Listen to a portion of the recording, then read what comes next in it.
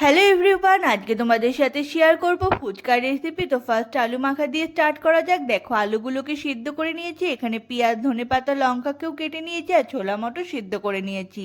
এরপর সমস্ত উপকরণকে আলুর মধ্যে দিয়ে ভালোভাবে আলুটার সাথে চটকে চটকে মেখে নিতে হবে।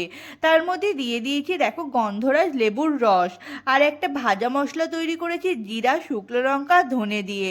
সেই মশলাটা ওপর দিয়ে ছড়িয়ে দিয়েছি, তারপর দিয়ে দিয়েছি পরিমাণ মতো লবণ আর ওই যে টক জল যেটা বানিয়েছি সেই টক জলটা দিয়ে ভালোভাবে মেখে নিলেই রেডি হয়ে যাবে আমাদের আলু মাখা। বানিয়ে নেব তেঁতুল জল। তো তেঁতুলটাকে জলের মধ্যে ভিজিয়ে নিয়েছি, এবার তেঁতুল থেকে সমস্ত দানা বের করে এর মধ্যে পরিমাণ মতো লবণ, পরিমাণ মতো লেবুর রস আর যে মশলাটা বানিয়েছিলাম সেটা দিয়ে দেখো আমরা জলটাকে ভালোভাবে তৈরি করে নিয়েছি। আর এদিকে ফুচকাগুলোকেও ভেজে নিচ্ছি সাদা তেলের মধ্যে।